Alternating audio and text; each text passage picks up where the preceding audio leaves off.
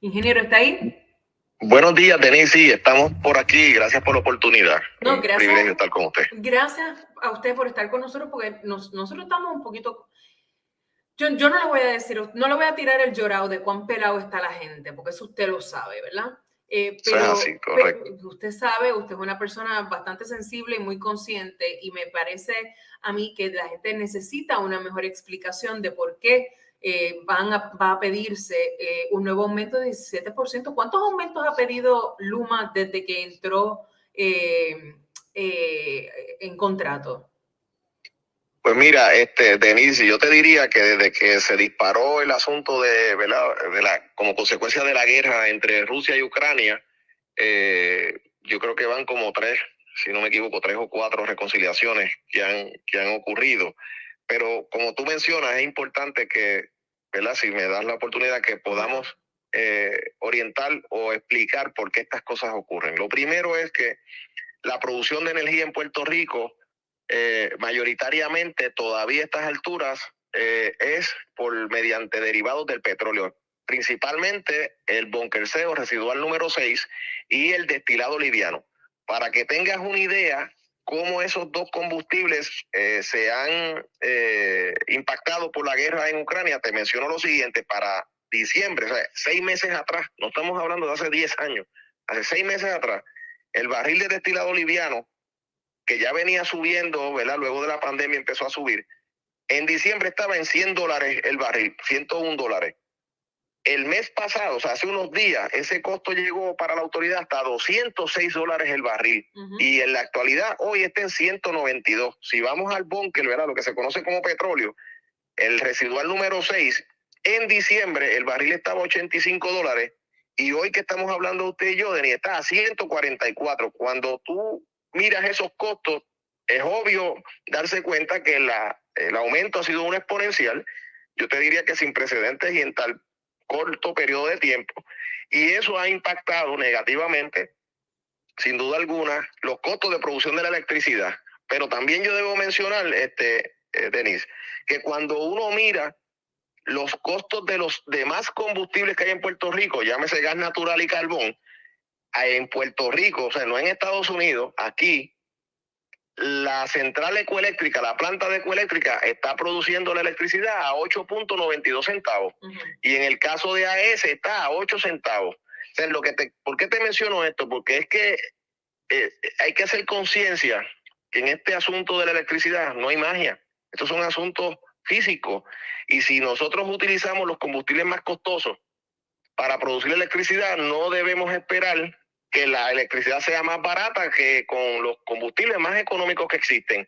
Y eso, pues obviamente, es una consecuencia directa y yo sé que sonará como pues, ¿y qué resolvemos ahora con decir eso? Pero es que hay que mencionarlo. Y en este tipo de asuntos uno tiene que recordar todas las veces que administraciones trataron de hacer proyectos que iban dirigidos a modificar la utilización de los derivados del petróleo en Puerto Rico, y que grupos, en mi opinión personal, con intereses particulares que no eran los mejores intereses del pueblo de Puerto Rico, se opusieron. Hoy ninguna de esas personas sale.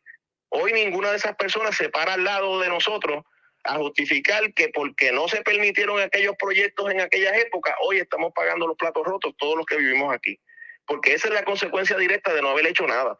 Esa es la consecuencia de que en vez de que las unidades estuviesen produciendo electricidad con gas natural, que era lo que se perseguía en aquel entonces, estemos todavía hablando de diésel y de petróleo. O sea, las unidades que se lograron convertir, Denise, en aquel entonces, que fueron las unidades 5 y 6 de Costa Sur, las unidades bases, me refiero, de la autoridad. La unidad número 5, ahora mismo que estamos hablando, está produciendo electricidad a 13 centavos, mientras que las que están con diésel están en 28 y 30 centavos. O sea, eso es lo que ocurre cuando tú modificas el combustible. Y fue lo que no se permitió y que nos hace lucir a los que vivimos aquí en Puerto Rico y a los que trabajamos en la industria eléctrica, como que nosotros no sabemos lo que tenemos que hacer, como que estamos perdidos, como, oye, estos puertorriqueños no saben lo que tienen que hacer. No, mire, eso no es correcto. Pero sí sabemos lo que tenemos que hacer. Cada vez que alguien no sabe lo que tiene que hacer, y yo no estoy diciendo que este sea el caso suyo, pero cada vez, Sí, cada vez que alguien no sabe lo que tiene que hacer, La consecuencia, ingeniero, es irremediablemente que el cantazo lo reciba uno. Exactamente. El que no tiene nada que ver, como uno dice. Todo el que no tiene poder decisional es el que lo paga. Y por eso es que uno tiene que acordarse de por qué es que ahora, en esta reconciliación de costos, se tienen que recuperar cerca de 100 millones. 82 millones por el incremento del costo de combustible en el trimestre pasado y 10 millones por ¿verdad? La compra de energía. Esos son los datos que obligan a que se tenga que hacer esa reconciliación de costos, pero si nosotros hubiésemos podido hacer aquella transformación que estaba en curso, pues yo te aseguro que no es que no hubiese aumentado el costo, porque el costo del gas natural también ha aumentado su poco, pero cuando tú lo comparas con el petróleo y con el diésel, óyeme, la diferencia, te la acabo de mencionar, es prácticamente la mitad o por lo menos un 40% menos en costo aquí en Puerto Rico. O sea, esa es la realidad, esos son los datos. Y esa es la realidad, y yo estoy clara que en el mundo entero existe esta situación, y en la medida en que los costos aumentan, pues obviamente a ustedes también como industria les va a aumentar. Y yo estoy clara, al final eso nos lo pasan a nosotros, eso es así, yo estoy clara. Lo que pasa es que aquí todos los aumentos... entre todos los aumentos han llegado todos a la vez y yo no quisiera decirte que no hay nada que hacer o que no hay esperanza. Por eso es que, aparte de explicarte y que me dieron la oportunidad de llevar esta información certera, porque aquí no estamos especulando, esos son los datos, lo que te estoy dando de lo que está ocurriendo.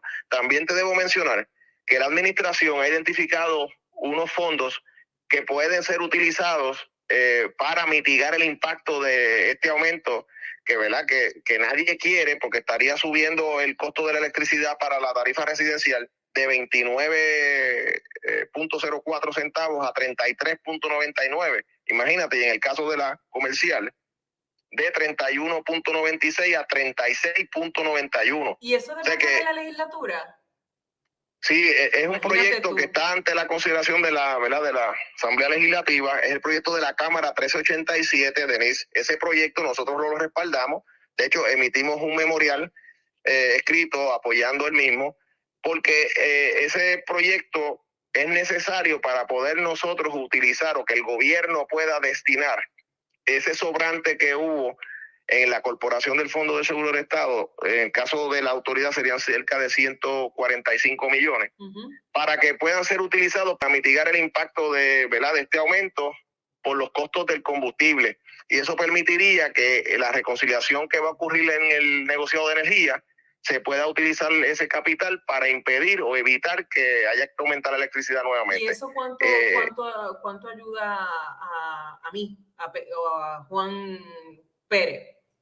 Pues mira, eso sin duda evitaría que, como te mencioné, el impacto sería casi de 5 centavos, el aumento que está propuesto al kilovatio hora, y de poderse utilizar ¿verdad? Ese dinero, eso haría que no fuese 4.95, posiblemente estaría cerca de un solo centavo y no de casi 5. O sea que el impacto sería bien grande en reducir el aumento en la electricidad. Déjeme estar un poco más clara con su posición, ingeniero.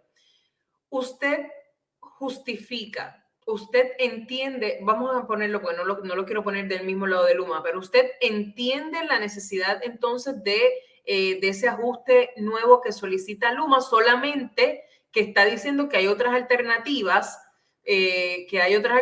como que es que la legislatura actúe. Ahora bien, usted sí cree que ese aumento tiene que ocurrir debido a las condiciones. Como bien mencionas, yo estoy indicando que los datos, o sea, lo que ha ocurrido. Vamos a estipular los datos, vamos a estipularlo. Ustedes no van en la dirección de que el costo de los combustibles, de todos, pero mayoritariamente el diésel y el petróleo o el residual número 6, han incrementado en los pasados 6 meses de una manera exponencial. O sea, casi se ha duplicado.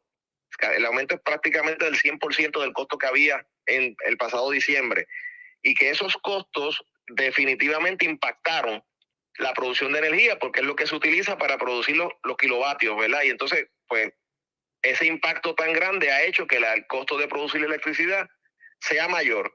Esa cantidad, en el caso del trimestre pasado, en compra de combustible son cerca de 82 millones que se gastaron por encima de lo que se presupuestó, y en el caso de la compra de energía son 10.4 millones, que cuando tú lo sumas, pues son 90 y pico de millones que hay que recuperar, y obviamente la proyección por los próximos 3 meses también indica que los costos de los combustibles van a estar disparados como se encuentran ahora mismo en niveles, pues obviamente que cuando tú los comparas con diciembre, prácticamente son 80% y hasta 100% más caros o más costosos. Y usted sostiene y pues esa es una realidad sí. que vamos a estipularlo. Yo con eso no tengo problema con estipular. Si todo está súper caro, obviamente eso tiene un impacto, pero usted entonces establece, entiende como el gobernador que la solución está en esa medida legislativa, que me gustaría saber si tiene alguna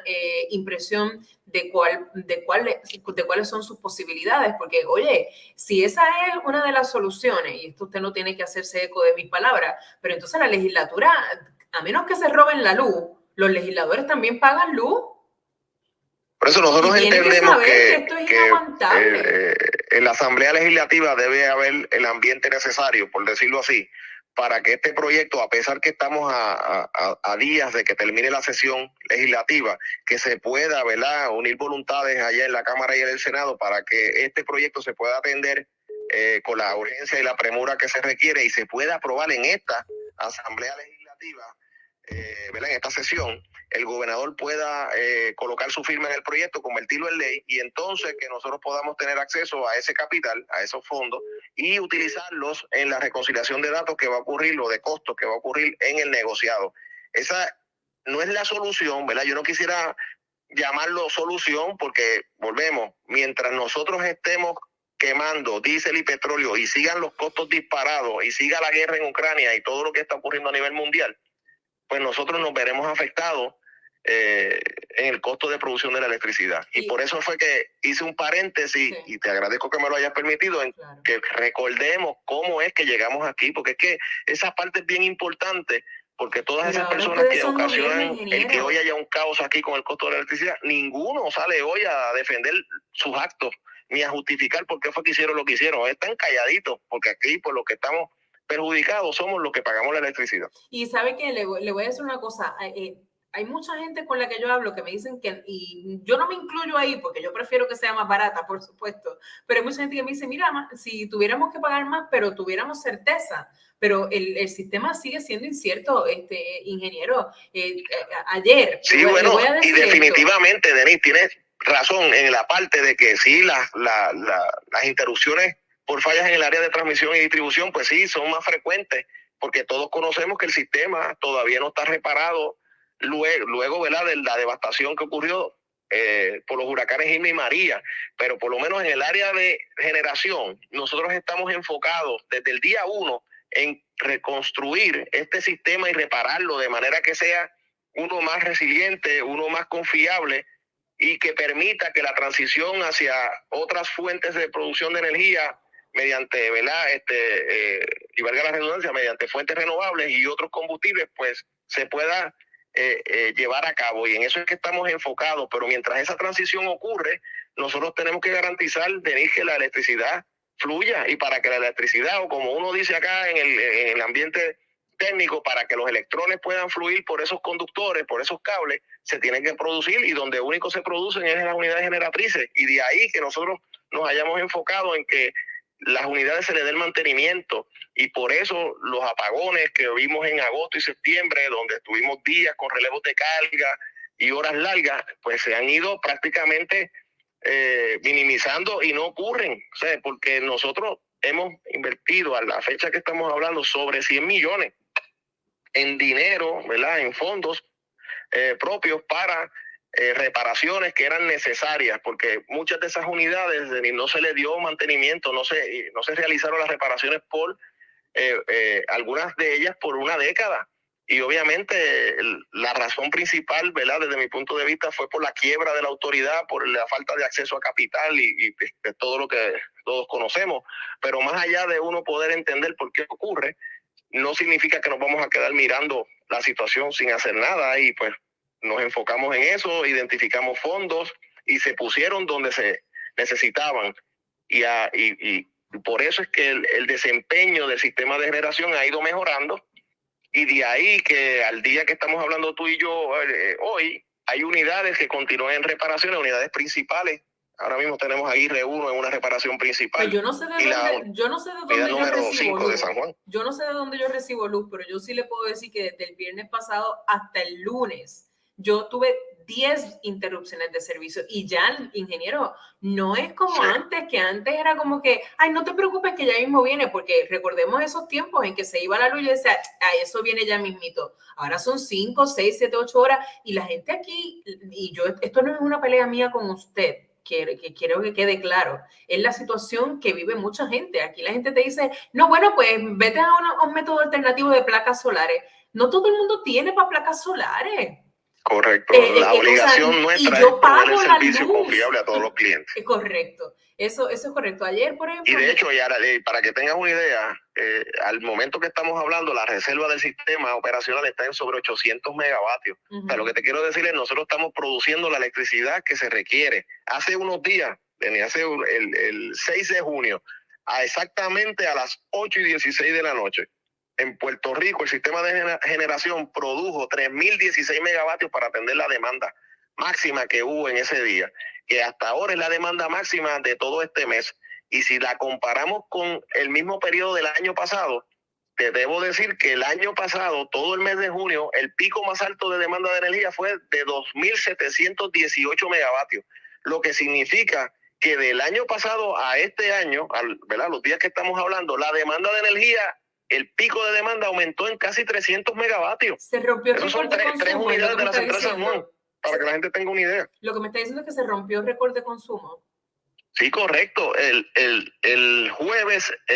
lunes 6 de junio de este año, hace unos días atrás, el sistema de generación tuvo que producir 3.016 megavatios para atender la demanda de energía de ese día.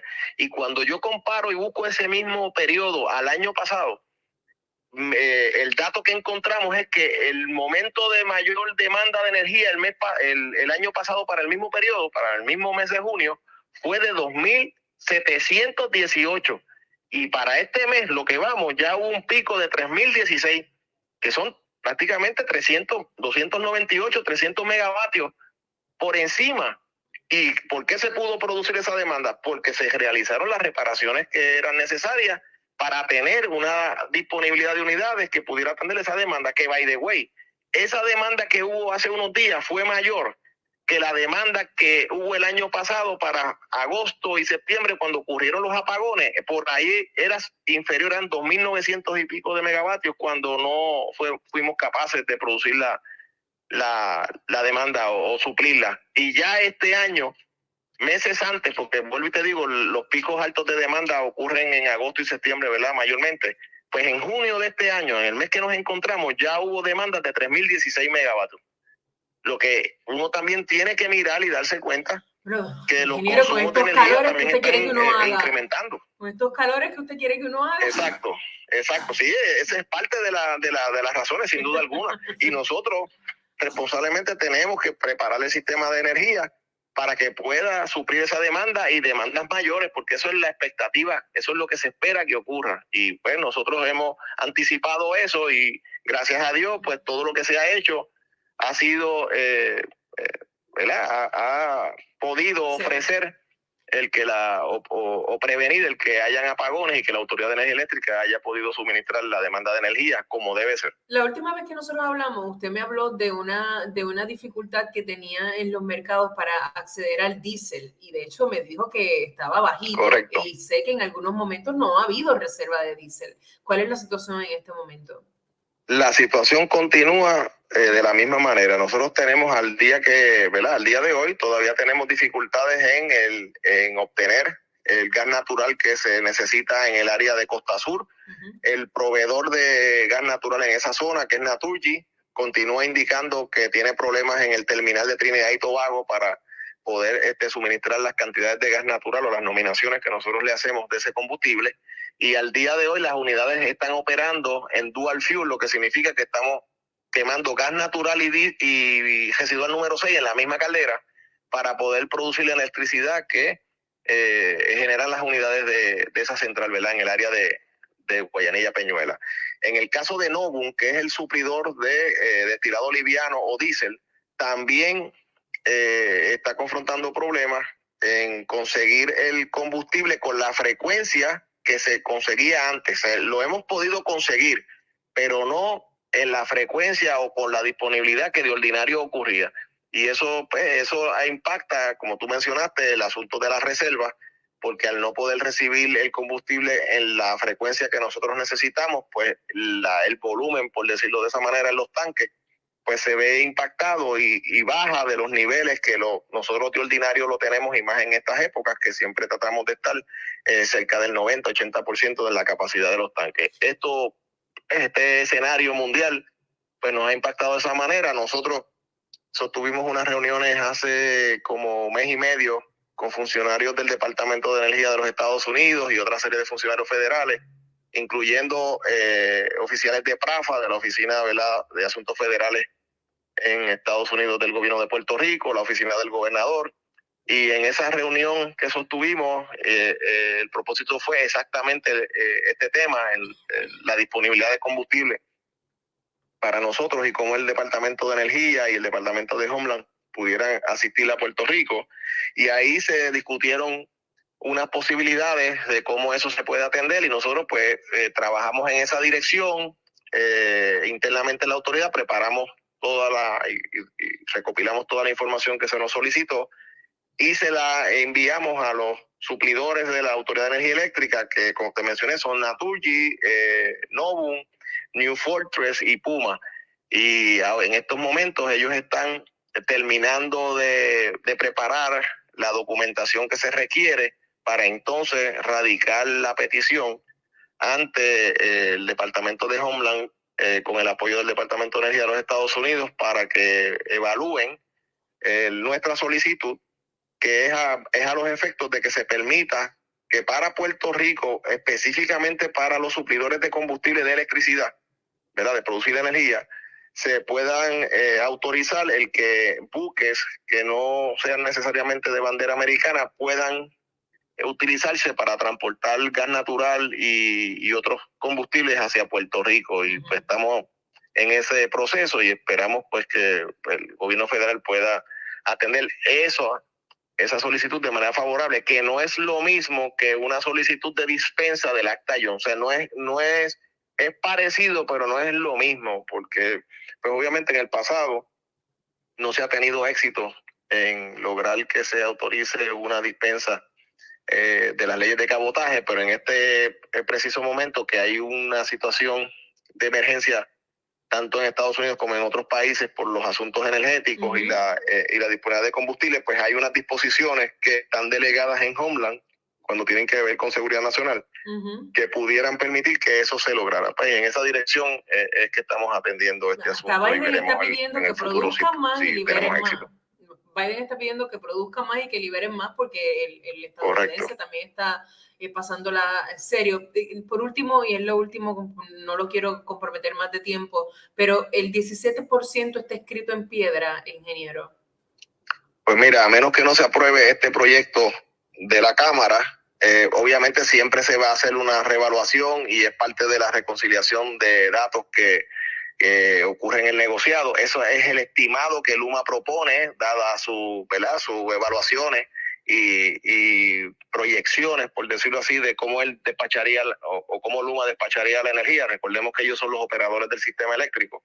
Y si bien es cierto que el costo se impacta mayoritariamente, el 70% del costo de la electricidad es el costo de los combustibles. Si bien eso es cierto, no es menos cierto que hay un componente que es de operaciones, que tiene que ver en cómo se despachan las unidades y cuántas horas se utilizan las unidades de los combustibles más caros y en qué momento, y todo ese tipo de cosas pues impacta también el costo, y eso sí se puede modificar y se puede atender, y Luma pues obviamente le toca justificar la manera en la que opera el sistema y si se pudiera operar de una manera más eficiente. Pero más allá de esa parte, lo que sí pudiera impactar de manera positiva el que todo el aumento propuesto por Luma no se lleve a cabo o no se ponga en vigor, es que el proyecto de la Cámara 1387 pues, pueda ser considerado en la Asamblea Legislativa favorablemente y que pueda llegar al escritorio del gobernador y el gobernador poner su firma, colocar su firma en el proyecto, convertirlo en ley y darnos acceso a ese dinero para poder mitigar temporariamente, porque vuelvo y repito, esta no es la solución. Mientras sigan los combustibles de la manera que están, estaremos sujetos al mismo problema. Pero definitivamente, como usted mencionó cuando abrimos la conversación, es lo que se puede hacer a corto plazo o de manera inmediata para impedir el que otro aumento más pues tenga que ser puesto en vigor y que afecte a todos los ciudadanos, comercio, ¿verdad? Que tenemos aquí en Puerto Rico. Vamos a estar bien pendientes, ingeniero. Yo le quiero agradecer, llevamos casi media hora de conversación y eso para mí es importante porque sí, porque una vez ha llegado Luma, como que las explicaciones como que no fluían, o por lo menos de parte de Luma. Ayer hicieron esa conferencia de prensa y luego mandaron un comunicado de prensa de que no habían solicitado en ningún momento. Es como, ¿verdad? Un juego de palabras o de estrategia que a veces no comprendemos y lo que necesitamos son, mire, si nos van a aumentar, díganos que nos van a aumentar y empezamos entonces otra vez a bregar con el presupuesto, que ya no sabemos de dónde más vamos a cortar, pero bregamos con eso, pero las medias, ¿verdad? Las medias explicaciones son las que complican todo. Denis, cuenta con nosotros siempre que necesites información de parte nuestra. Estamos en la mejor disposición de poder decir y contestar las preguntas con mucha honestidad y pues decir las cosas como son y cómo lo vemos y cuáles son, ¿verdad?, las sugerencias que tenemos para seguir mejorando el asunto, los asuntos que tienen que ver con el sistema de energía de Puerto Rico. Gracias por estar con nosotros, ingeniero, y que tenga excelente día. Y igual para usted. ¿Cómo no? Hasta luego.